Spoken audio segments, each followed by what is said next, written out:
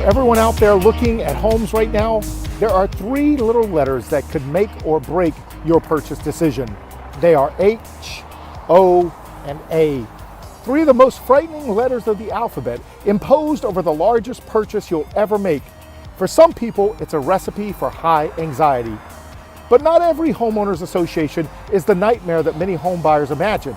As long as you do your homework and know exactly what you're getting into, your HOA may be the best decision you ever made.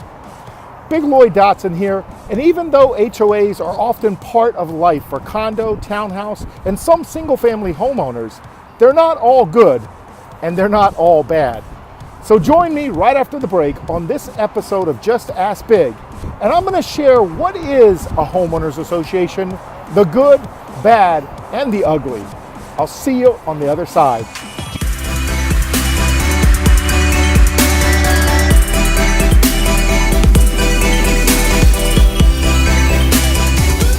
Okay. So good to have you back. Before the break, I said I would share what is a homeowners association. So without delay, let's get to it. The purpose of an HOA in this modern world is to maintain a sort of uniformity and authority that can not only help neighbors deal with disputes, but help the neighborhood as a whole keep a nice, shiny reputation.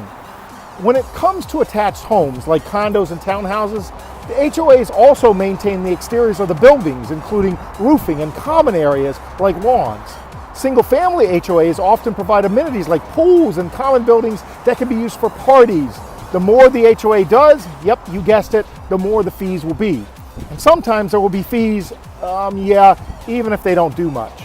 So, tip number one, know that there is a difference between a neighborhood association and a homeowners association. Neighborhood associations are voluntary, generally have very low fees for membership, and do not run with the land.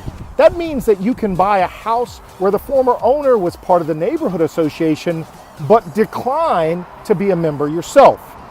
On the other hand, if you buy a home that's part of a homeowners association, the covenants, conditions, and restrictions, what are called CCRs, run with the land itself. So you buy the land, usually with a house on it, and at closing you sign that you agree to the HOA's rules. You can only change those by being an active part of the association itself and going through the process it takes to allow, say, RV parking in the front yard or whatever it is that you really want to do. Tip number two, is an HOA for you? It's really hard to know if you're going to get along in an HOA-controlled neighborhood without taking a long, hard look at those CCRs. They vary widely, just like the people who live in different neighborhoods. Even if you find a home that you absolutely love, don't sign a thing until you've seen the CCRs and gone over them with your real estate agent. You will be living under those rules for a while. Make sure you can accept that.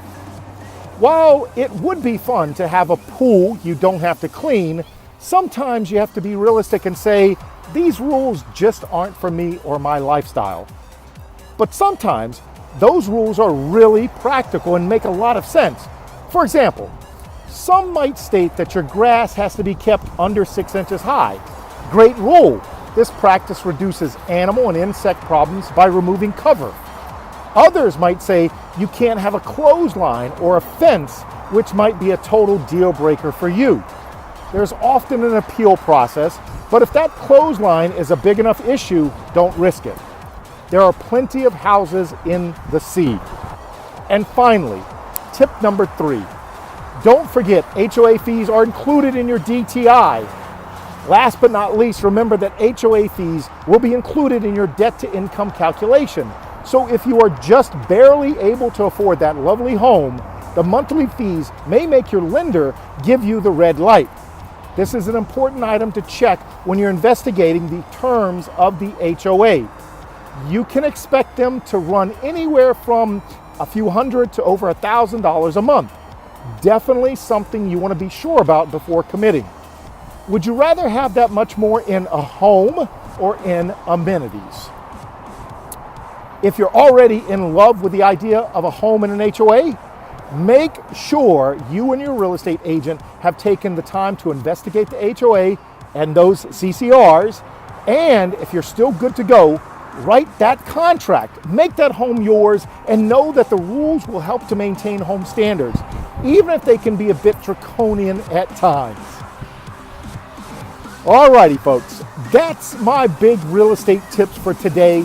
If you'd like to learn more educational information on buying and selling real estate, make sure to watch my other Just Ask Bigg videos. Or if you want to have me help you personally with the buying and selling of real estate, feel free to message me directly. Or you can contact me toll-free at 833-ASK-BIGG. That's 833-ASK-BIGG. For those that just want the digits, that's 833-275-2444. And last but not least, be sure to visit my website at biggresultsrealestate.com. Okay, thanks for watching, and that's our episode for today. I appreciate you joining me, and as always, remember to be bold and think big.